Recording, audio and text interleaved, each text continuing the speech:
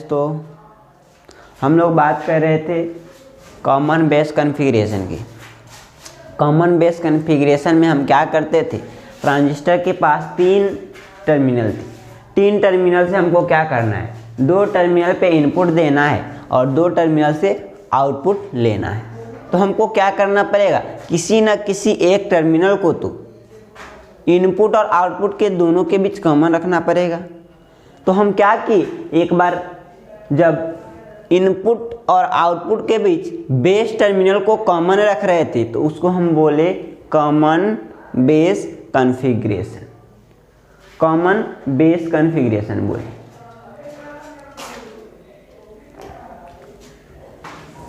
और common base configuration का कुछ डायग्राम इस तरह बना,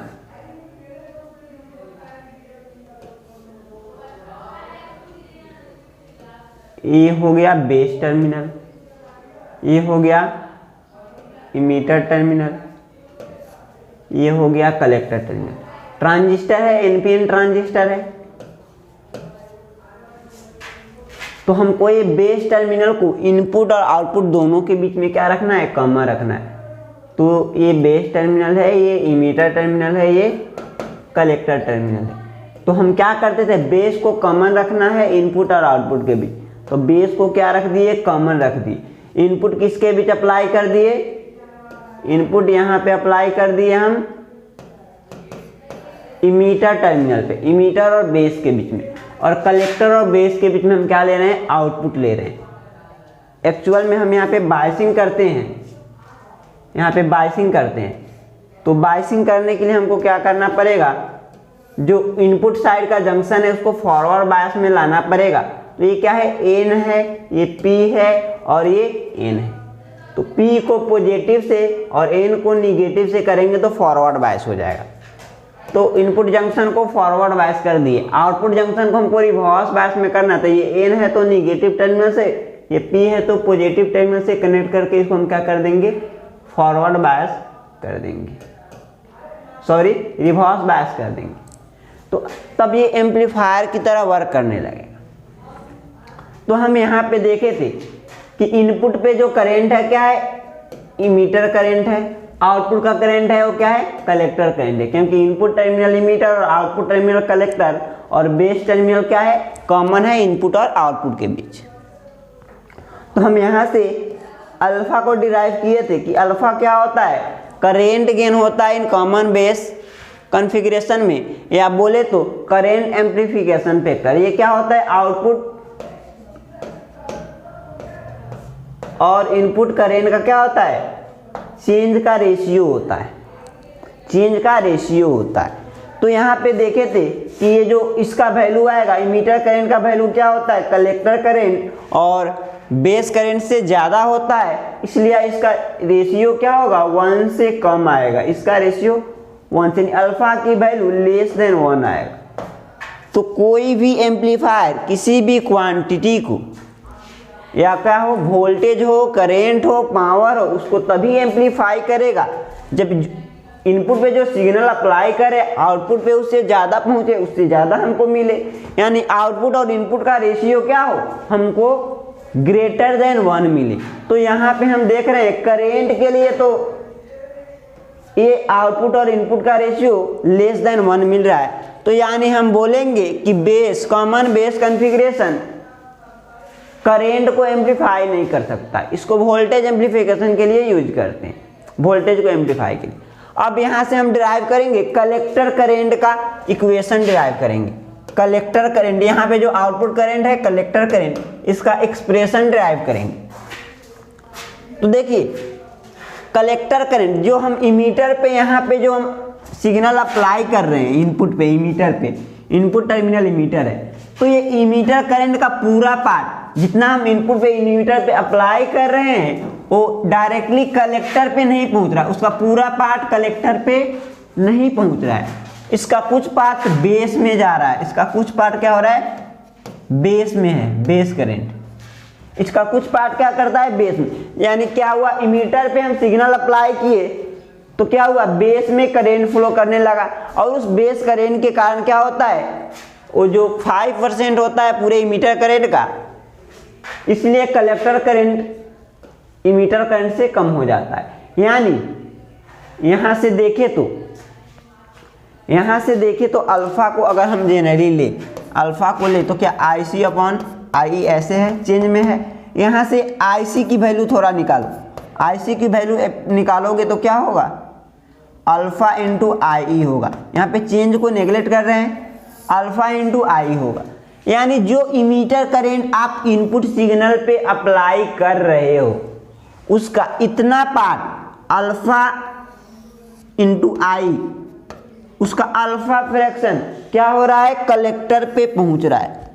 तो यहाँ पे इतना जो इमीटर करंट पे जो अप्लाई कर रहे हो, इनपुट पे जो इमीटर करंट अप्लाई कर रहे हो इनपुट सिग्नल, उसका इतना पार्ट आपके आउटपुट पे पहुंच रहा है, अल्फा इंटू आई पहुंच रहा है। इनपुट का अल्फा इंटू आई क्या हो रहा है, आउटपुट पे पहुंच रहा है। तो हम यहाँ पे डिराइव कर रहे हैं expression for collector current. The whole emitter current I does not reach to the collector, it is because to flow the base current due to combination of electron and holes. आप बोले क्या बोले कि यहाँ पे जो हम इमीटर पे सिग्नल अप्लाई कर रहे हैं उसका पूरा का पूरा भाग कलेक्टर पे नहीं पहुंच रहा है। क्यों? क्योंकि बेस में भी क्या होंगे, इलेक्ट्रॉन और होल्स एक दूसरे से रिकम्बाइन होंगे और उसमें करंट फ्लो करेगा, और उस करंट फ्लो के कारण क्या होगा, इमीटर करंट के पूरा पार्ट कलेक्टर पेन पे नहीं पहुंचेगा, बेस में भी कुछ करंट फ्लो करेगा। अब देखिए कलेक्टर करंट पे जो करंट फ्लो कर रहा है वो क्या है, कितना पहुंच रहा है कलेक्टर पे, वही हमको निकालना है। तो देखिए यहाँ पे कलेक्टर पे जो करंट पहुंचेगा एक तो इतना पहुंचेगा, और इसको हम क्या रख रहे हैं, रिवर्स बायस में रख रहे हैं, आउटपुट जंक्शन को रिवर्स बायस में रख रहे हैं। तो जब हम इसको यहाँ पे सिग्नल अप्लाई किए तो सिग्नल का अल्फा टाइम्स क्या पहुंच रहा है, कलेक्टर पे पहुंच रहा है, और इसको रिवर्स बायस में रखें। तो रिवर्स बायस में जब करते हैं किसी ट्रांजिस्टर को या डायोड को, तो उसमें एक लीकेज करंट फ्लो करता है। रिवर्स बायसिंग में due to magnetic charge carrier a leakage current start flowing, a leakage current flow करता है। तो हमारे पास कलेक्टर पे दो करंट मौजूद हो गए, एक तो अल्फा का आई का अल्फा टाइम्स और एक इसका लीकेज करंट। इसलिए यहाँ पे लिखें therefore collector current IC consist of, उसमें क्या क्या होगा, एक पार्ट होगा the part of emitter current which reach collector terminal. Emitter current का वो पार्ट जो कलेक्टर पे पहुंचेगा वो कितना पहुंच रहा है, अल्फा इंटू आई। कैसे निकाले, क्या है अल्फा, क्या है IC अपॉन IE। तो IC पे क्या पहुंचेगा, अल्फा इंटू IE, यहां से निकालिए अल्फा इंटू आई। तो एक तो ये कलेक्टर पे पहुंच रहा है अल्फा इंटू आई, दूसरा क्या है the leakage current I leakage current, this current is due to magnetic charge carrier across base collector junction. तो यहाँ बेस पे और कलेक्टर पे रिवर्स बायसिंग अप्लाई किए। तो बेस पे और कलेक्टर पे जब रिवर्स बायसिंग अप्लाई करेंगे तो in reverse biasing due to magnetic charge carrier a leakage current start flow between base to collector terminal.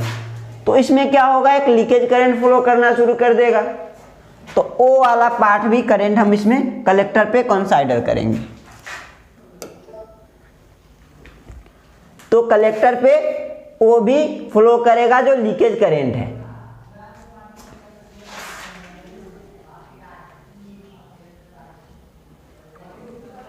This is generally much smaller than alpha I. और leakage current क्या होता है, nano ampere micro ampere में flow करता है। वो क्या होगा, अल्फा आई से बहुत ही कम होगा। वो अल्फा आई से क्या होगा, बहुत ही, इस अल्फा आई से बहुत ही कम होगा। तो अब देखिए कलेक्टर करंट के एक्सप्रेशन में आईसी में क्या होगा, एक जो इनपुट पे अप्लाई कर रहे हैं उसका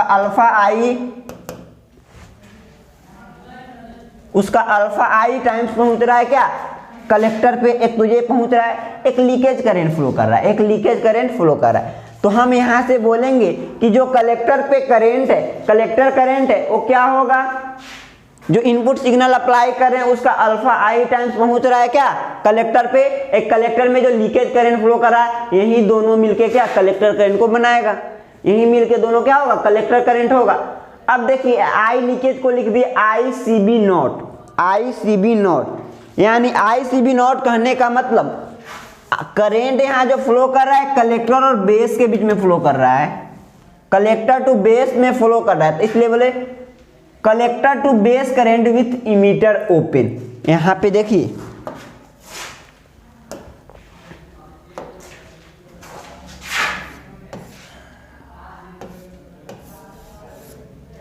यहां पे कॉन्फ़िगरेशन को देखिए, ये वाला बेस है, ये वाला इमीटर है, इसके बीच इनपुट देंगे, यहां से आउटपुट लेंगे, तो यहां पे लीकेज करंट फ्लो करेगा क्योंकि इसमें रिवर्स बायसिंग अप्लाई कर रहे हैं, तो इसको बोले आई सी बी नॉट, यानी ये जो लीकेज करंट फ्लो करेगा कलेक्टर से बेस में फ्लो करेगा, कब फ्लो करेगा जब इस पे कोई सिग्नल अप्लाई नहीं किए रहेंगे, जब इसको ओपन रखे रहेंगे तब, ये इमीटर टर्मिनल को ओपन रखे रहेंगे तब, इसलिए बोले collector to base current with emitter open, collector to base current with emitter open, या इसी को बोलते हैं leakage current in common base configuration या reverse saturation current in common base configuration. ये सभी क्या है लीकेज करंट के नाम है। तो हमारे कलेक्टर पे इतना करंट फ्लो करेगा, एक alpha I plus I C B naught, ये एक्सप्रेशन आपको याद रखने हैं। अब चलिए इसी एक्सप्रेशन को और आगे बढ़ाते हैं। तो हमारे पास ये मिला alpha I plus I C B naught collector current का एक्सप्रेशन मिला, और हमको किसी भी ट्रांजिस्टर में पता है क्या कि इमीटर करंट जो होता है कलेक्टर करंट और बेस करंट का क्या होता है सम होता है, emitter current is equal to base current plus collector current. तो यहाँ पे हम क्या रखेंगे, यहाँ पे इमीटर करंट की जगह पे इसकी वैल्यू को रखेंगे base plus collector, base current plus collector current. तो यहाँ पे हम क्या रख दिए अल्फा आई की जगह पर base current plus collector current रख दिए, और बाकी यहाँ पे आई सी बी नॉट है आई सी बी नॉट, और इसको क्या के यहाँ पे अलग अलग मल्टीप्लाई कर लिए, तो alpha I B plus alpha आई सी और आई सी बी नॉट। हमको क्या चाहिए कलेक्टर करंट का एक्सप्रेशन चाहिए, कलेक्टर करंट का एक्सप्रेशन चाहिए। तो आप क्या कीजिए कलेक्टर करंट जिस जिस टर्म में है उसको एक साइड कर लीजिए। तो यहाँ पे एक कलेक्टर करंट है, इसको एक साइड रखेंगे, ये कलेक्टर करंट आ गया, इसको एक साइड रख लीजिए। तो क्या कीजिएगा, तो यहाँ पे देखिए इसको कलेक्टर करंट हुआ इस साइड, इसको क्या कीजिए अब इस साइड ला लिए, तो इधर क्या बचेगा alpha I B plus I C B naught. तो हमको चाहिए क्या कलेक्टर करंट क्या दीजिए, दोनों में कॉमन ले लेंगे तो क्या बचेगा, इसमें 1 और इसमें अल्फा, तो आई सी कॉमन ले लिए तो 1 माइनस अल्फा, इस साइड में क्या है ये वाला पार्ट। अब हमको आई सी चाहिए, इसको इधर लाके डिवाइड कर दीजिए, इधर लाके डिवाइड कर दीजिए, तो क्या होगा alpha I B plus I C B naught 1 minus alpha. तो ये होगा कलेक्टर करंट का एक्सप्रेशन। इसको अब क्या करेंगे पार्ट पार्ट अलग अलग तोड़ लेंगे, एक बार इस पार्ट में एक बार इस पार्ट में। तो यहां तक आपको नोट करने हैं। आप क्या कीजिएगा यहां से स्टार्ट कीजिएगा एक्सप्रेशन फॉर कलेक्टर करंट, उसके बाद इसको नोट करके आगे बढ़ के यहां से नोट कीजिएगा, उसके बाद ये वाला नोट करके नोट करना है, और यहां तक एक्सप्रेशन मेरा आ गया। इसको क्या कर दिए अब अलग अलग कर दिए, तो alpha I B by 1 minus alpha plus I C B naught by 1 minus alpha. तो ये एक्सप्रेशन आपको याद रखने, इसमें दो एक्सप्रेशन आपको याद रखने हैं कलेक्टर करंट के एक्सप्रेशन में कॉमन बेस कॉन्फ़िगरेशन में। एक तो ये वाला, एक तो ये वाला एक्सप्रेशन याद रखना है, दूसरा ये वाला एक्सप्रेशन याद रखना है, दूसरा ये वाला एक्सप्रेशन याद रखना है। क्या है, चलिए अब आगे बढ़ते हैं।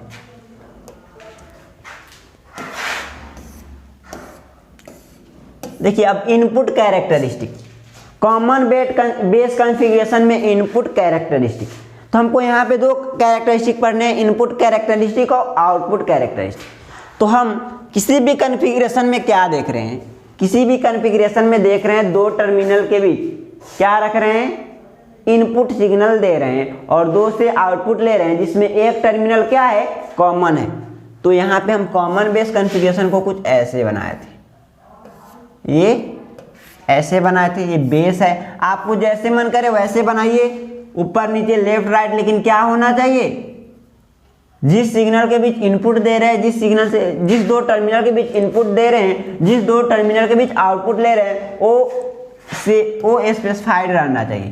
तो ये बेस है, ये मान लिए इमीटर है, ये कलेक्टर है, ये इमीटर है और ये कलेक्टर है। तो यहाँ पे देखिए इसके बीच इनपुट दे रहे हैं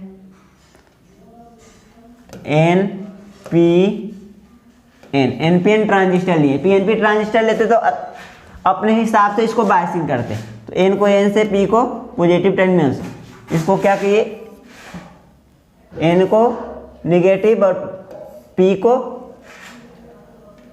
अपोजिट टर्मिनल से करने हैं, सॉरी। तो यहाँ पर इसको हमको रिवर्स बायस में रखना है, तो क्या करेंगे, इसको एन है तो पी से, और पी है तो एन से। तो ये देखिए एक्चुअल में ये वोल्टेज अप्लाई कर रहे हैं, किस दो टर्मिनल के बीच में अप्लाई कर रहे हैं, बेस और इमीटर के बीच में अप्लाई कर रहे हैं, बेस और इमीटर के बीच में, इसलिए इसको बोल दिए VBE, emitter to base voltage, base to emitter voltage या emitter to base voltage, base to emitter voltage बोल दिए, इसको क्या बोलेंगे VBC, base to collector voltage. Input voltage क्या है, इनपुट पे जो वोल्टेज अप्लाई कर रहे हैं वो क्या है, base to emitter voltage, input terminal क्या है, इमीटर टर्मिनल, आउटपुट वोल्टेज क्या है, base to collector voltage, output terminal क्या है, कलेक्टर। तो इनपुट करंट क्या है, इमीटर करंट, आउटपुट करंट क्या है, कलेक्टर करंट। तो यहाँ पे करंट है ये IE इनपुट करंट, ये IC आउटपुट करंट। तो देखिए कैरेक्टरिस्टिक ड्रॉ करने के लिए हमको क्या करना पड़ेगा, इनपुट कैरेक्टरिस्टिक क्या होगा, इनपुट साइड के वोल्टेज और इनपुट साइड के करंट में जो कर्व ड्रॉ करेंगे, इनपुट साइड के वोल्टेज और इनपुट साइड के करंट में जो कर्व ड्रॉ करेंगे वो होगा इनपुट कैरेक्टरिस्टिक। और ये जब ड्रॉ करेंगे तो कांस्टेंट अदर साइड के वोल्टेज को कांस्टेंट रखेंगे। ध्यान से देखिए, इनपुट साइड के वोल्टेज और इनपुट साइड के करंट के बीच हम जब कर्व ड्रॉ करेंगे उसको बोलेंगे इनपुट करंट, इनपुट कैरेक्टरिस्टिक, और इसमें हम क्या रखेंगे, अदर साइड के वोल्टेज यानी VBC को क्या रखेंगे, बेस टू कलेक्टर वोल्टेज को कांस्टेंट रखेंगे। तो ये क्या होगा, इनपुट कैरेक्टरिस्टिक।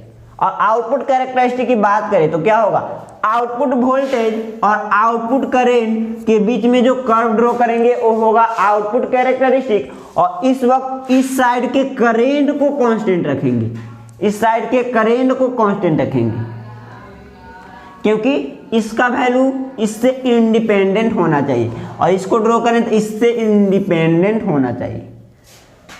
तो देखिए इनपुट वोल्टेज और इनपुट करंट के बीच में जो कर्व ड्रॉ करेंगे उस समय इसको कांस्टेंट रखेंगे, अदर साइड के वोल्टेज को, ये क्या होगा, इनपुट कैरेक्टरिस्टिक। आउटपुट वोल्टेज और आउटपुट करंट के बीच में जो कर्व ड्रॉ करेंगे उस समय इस साइड के करंट को हम क्या रखेंगे, इनपुट साइड के करंट को जो इमीटर करंट है यहाँ पे कांस्टेंट रखेंगे और ये होगा आउटपुट कैरेक्टरिस्टिक।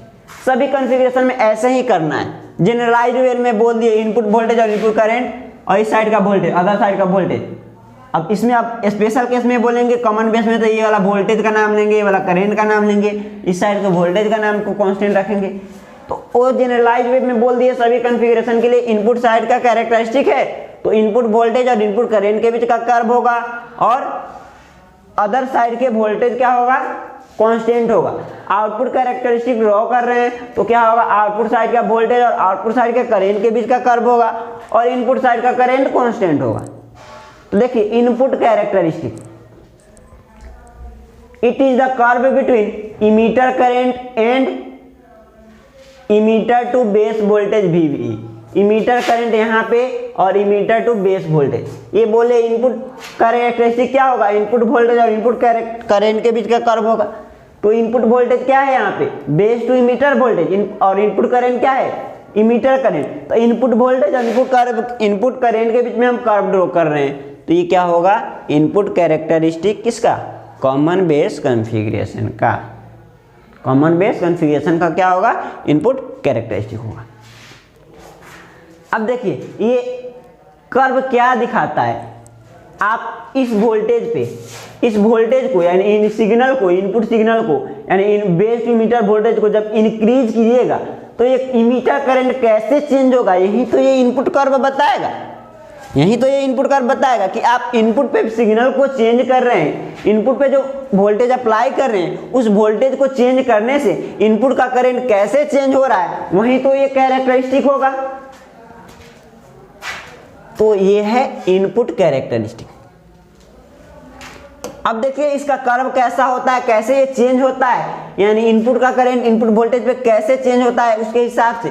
देखिए पहला, the emitter current I increases rapidly with small increase in emitter to base voltage V B. यहाँ पे हम क्या लिए, ये क्या है, ये है एक्स एक्सिस, ये है वाई एक्सिस।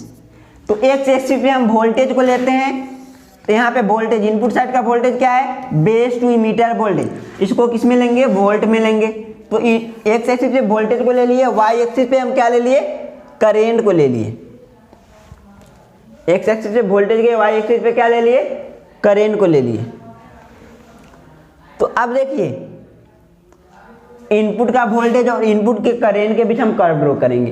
तो ये इनपुट का करेंट कैसे चेंज होता है, इसको चेंज करने से, तो इसमें थोड़ा सा भी इंक्रीज करते हैं, बेस टू इमीटर वोल्टेज में थोड़ा सा भी इंक्रीज करते हैं तो करंट क्या होता है, बहुत ज़्यादा बढ़ जाता है। करंट क्या होता है, बहुत ज़्यादा बढ़ जाता है। यहाँ पे देखिए थोड़ा सा इतना है, इतना चेंज किए तो करंट का वैल्यू इतना हो गया, इतना यहाँ पे इतना था और इतना ही वोल्टेज चेंज किए थोड़ा सा ही तो करंट का वैल्यू यहाँ तक आ गया। तो क्या कर रहे हैं, जब बेस टू इमीटर वोल्टेज थोड़ा सा ही चेंज होता है तो एक इमीटर करंट रैपिडली बहुत तेजी से इंक्रीज करता है, बहुत तेजी से इंक्रीज करता है। दूसरा, the emitter current is almost independent of collector to base voltage. बताए क्या, ये इमीटर करंट होता है आउटपुट साइड के वोल्टेज से, इस साइड का ले रहे हैं, ये इमीटर, ये कलेक्टर और ये बेस।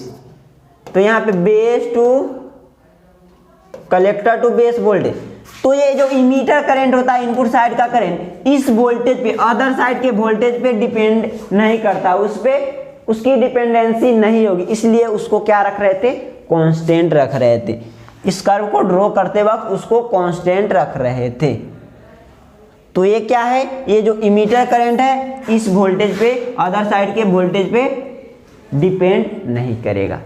तो इनपुट कैरेक्टरिस्टिक यही होता है कि इनपुट वोल्टेज और इनपुट करंट के बीच कर्व ड्रॉ कीजिए। तो ये कर्व कैसे चेंज होता है, थोड़ा सा भी चेंज इंक्रीज करेंगे बेस टू इमीटर वोल्टेज को, ये करंट रैपिडली इंक्रीज करेगा। दूसरा बात, ये करंट आउटपुट साइड के वोल्टेज पे ये डिपेंड नहीं करेगा। तो ये हो गया इनपुट कैरेक्टरिस्टिक। तो यहाँ तक आपको नोट करने हैं इनपुट कैरेक्टरिस्टिक। अब देखिए इनपुट रेजिस्टेंस। तो रेजिस्टेंस क्या होता है, R इज इक्वल टू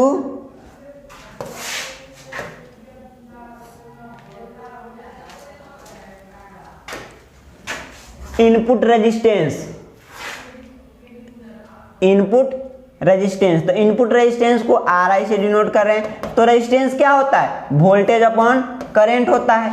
तो इनपुट साइड का रेजिस्टेंस निकाल रहे हैं, तो इनपुट साइड का वोल्टेज और इनपुट साइड के करंट का क्या होगा, रेशियो होगा। तो इनपुट साइड का वोल्टेज क्या था, हमारा कुछ कॉन्फ़िगरेशन ऐसा था, हमारे पास कॉन्फ़िगरेशन ऐसा था, ये इमीटर पे हम क्या रख रहे हैं, एक बेस टर्मिनल कॉमन, ये कलेक्टर।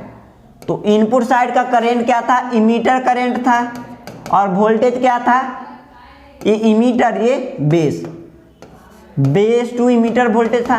तो हम जब रेशियो निकालेंगे बेस टू इमीटर वोल्टेज और करंट का रेशियो, तो वो क्या होगा, इनपुट साइड का वोल्टेज और इनपुट साइड का करंट का रेशियो होगा, और ये देगा इनपुट रेजिस्टेंस। तो इनपुट रेजिस्टेंस क्या होगा, change in base to emitter voltage to the resulting change in emitter current. और कांस्टेंट किसको रखेंगे, अदर साइड के वोल्टेज को, collector to base voltage at constant VCB, collector to base voltage. तो input side का voltage और input side के current का रेशियो जो होगा, रेशियो चेंज में जो रेशियो होगा वो क्या होगा, इनपुट रेजिस्टेंस होगा। तो इनपुट कैरेक्टरिस्टिक समझ में आया, इनपुट रेजिस्टेंस समझ में आया। Input resistance it is the ratio of change in emitter to base voltage, यानी input voltage to the resulting change in, यानी इसमें चेंज करने से, यानी इसमें चेंज करने से, इस वोल्टेज में चेंज करने से उसके रिस्पेक्ट में इमीटर करंट में जो चेंज हो रहा है उसी के रेशियो को हम क्या बोलते हैं, इनपुट रेजिस्टेंस बोलते हैं। तो यहां से आपको इनपुट रेजिस्टेंस नोट करने हैं।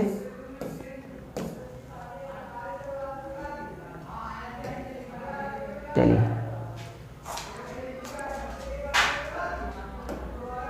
तो ये आ गया input resistance RI is equal to delta VBE base to metre voltage to the resulting change in emitter current, यानी इनपुट साइड का वोल्टेज और इनपुट साइड का करंट का रेशियो। तो यहाँ से एक पॉइंट आपको याद रखने हैं ऑब्जेक्टिव के लिए, कॉमन बेस कॉन्फ़िगरेशन में, CB कॉन्फ़िगरेशन में इनपुट रेजिस्टेंस क्या होता है, लो होता है। इनपुट रेजिस्टेंस लो होता है, इनपुट रेजिस्टेंस क्या होता है, लो होता है। It has low input resistance.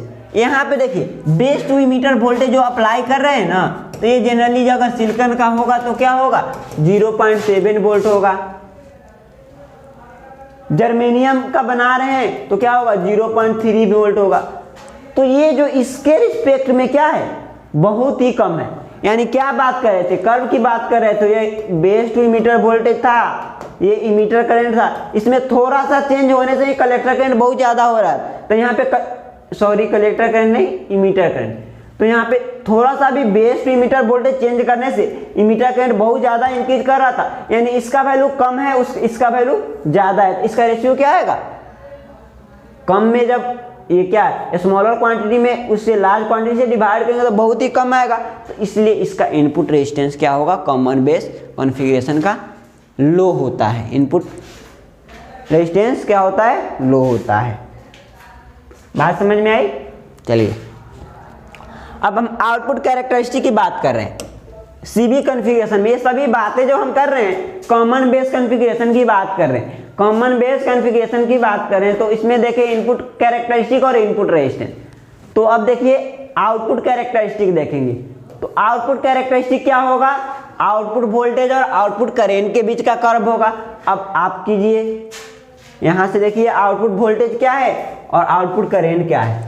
तो ये मेरा कॉमन बेस कॉन्फ़िगरेशन था। ऐसे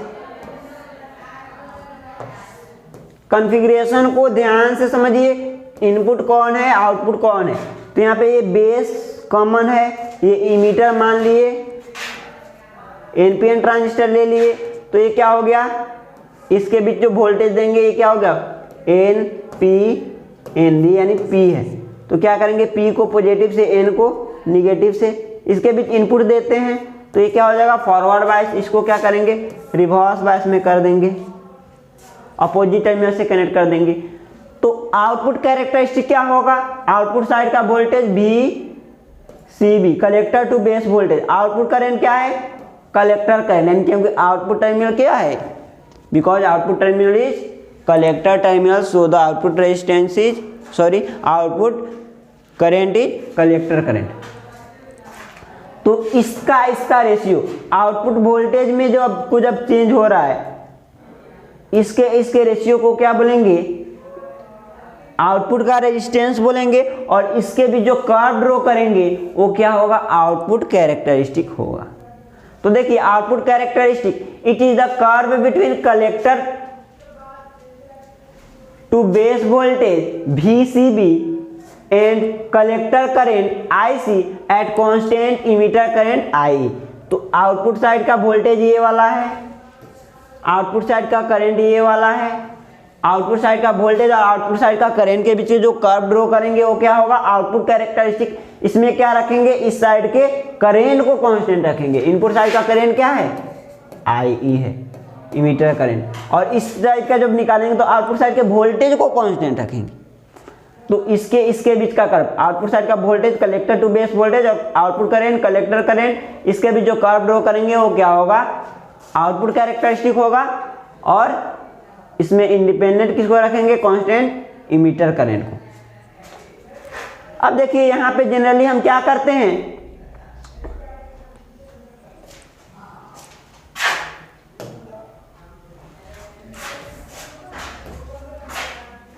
generally collector to base voltage यानी जो वोल्टेज है उसको क्या रखते हैं, एक्स एक्सिस पे रखते हैं, करेंट को क्या रखते हैं, वाई एक्सिस पे रखते हैं। तो ये वोल्टेज को एक्स एक्सिस पे, करेंट को वाई एक्सिस पे रखें। तो यहाँ पे वोल्टेज क्या है, कलेक्टर टू बेस वोल्टेज, यहाँ पे करेंट क्या है, कलेक्टर करंट। इसके बीच हमको कर्व ड्रॉ करना है। तो देखिए कर्व कुछ ऐसा आता है, यानी ये जो voltage collector to base voltage को इंक्रीज कर रहे हैं, यहाँ कलेक्टर टू बेस वोल्टेज को क्या कर रहे हैं, इंक्रीज कर रहे हैं।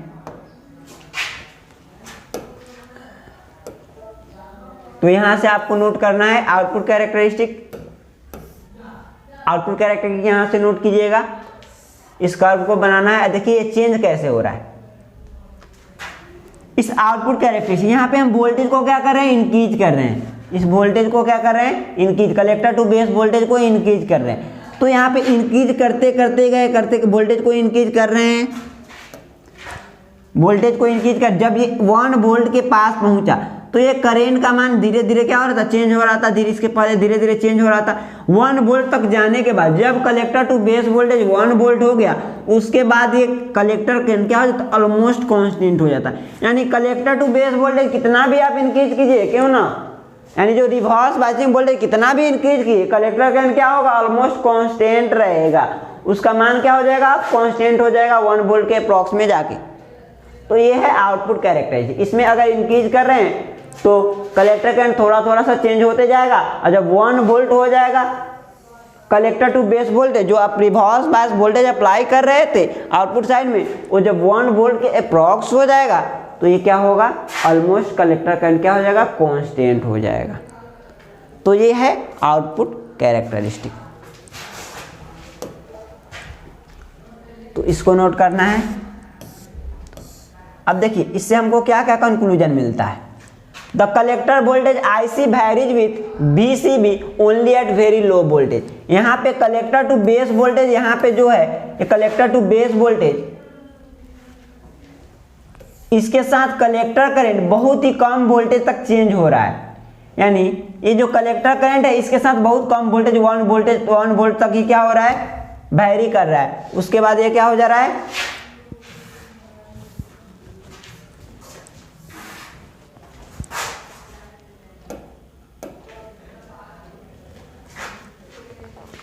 उसके बाद ये क्या हो जा रहा है, कांस्टेंट हो जा रहा है।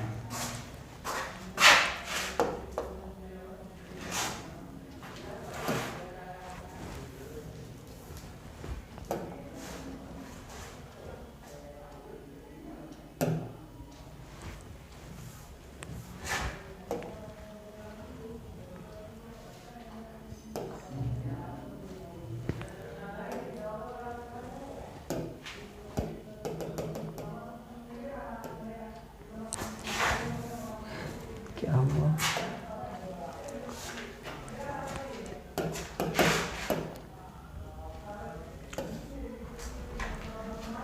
तो ये क्या हो जाएगा, कांस्टेंट हो जाएगा। आउटपुट कैरेक्टरिस्टिक क्या होगा, इसमें 1 वोल्ट तक जाते जाते ये करंट क्या होगा, कलेक्टर करंट कांस्टेंट हो जाएगा। अब देखिए अगर हम आउटपुट साइड का रेजिस्टेंस निकालना हो, आउटपुट रेजिस्टेंस निकालना हो, आउटपुट वोल्टेज क्या है, उसको हम डिनोट करेंगे RO से डिनोट करेंगे आउटपुट रेजिस्टेंस। तो आउटपुट साइड का वोल्टेज क्या होगा, change in collector to base voltage, और आउटपुट साइड का करंट क्या है, कलेक्टर करंट, इसके बीच का रेशियो क्या होगा, आउटपुट रेजिस्टेंस होगा। इसमें कांस्टेंट रखेंगे इनपुट साइड के करेंट को at constant emitter current IE। तो ये होगा आउटपुट साइड का रेजिस्टेंस। आउटपुट साइड का वोल्टेज में change with respect to output side के करंट में चेंज का रेशियो क्या होगा? आउटपुट रेजिस्टेंस होगा।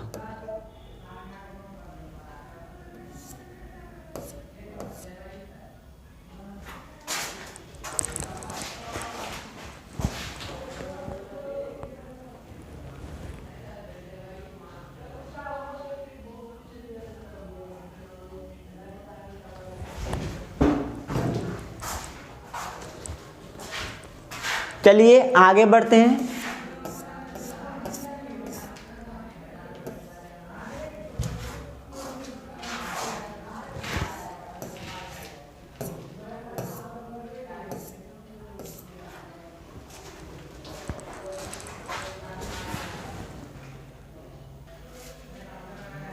तो यहाँ पे आउटपुट रेजिस्टेंस क्या होगा? It is the ratio of change in collector to base voltage, क्योंकि आउटपुट वोल्टेज क्या है? कलेक्टर टू बेस वोल्टेज है, to the resulting change in collector current IC, क्योंकि क्या है ये IC क्या है? आउटपुट करंट है। आउटपुट करंट क्या है? कलेक्टर करंट है at constant emitter current. Input side का करंट हमको क्या रखना है? कांस्टेंट। इसलिए यहाँ पे क्या होगा? RO इसका आउटपुट रेजिस्टेंस क्या होगा? Delta change in collector to base voltage to the change in collector current का रेशियो होगा। कांस्टेंट रखेंगे कलेक्टर करंट को। अब देखिए इसका आउटपुट रेजिस्टेंस का वैल्यू क्या होगा? तो ये आउटपुट रेजिस्टेंस का वैल्यू क्या होता है? हाई होता है। इसका आउटपुट रेजिस्टेंस का कॉमन बेस कॉन्फ़िगरेशन में आउटपुट रेजिस्टेंस का वैल्यू क्या होगा? हाई होगा। यानी इस दोनों का रेशियो क्या होगा? ज्यादा आएगा। तो इस पॉइंट को याद रखना है कि इसका इनपुट रेजिस्टेंस क्या है? लो है। आउटपुट रेजिस्टेंस क्या है? हाई। हेलो दोस्तों, तो हम बात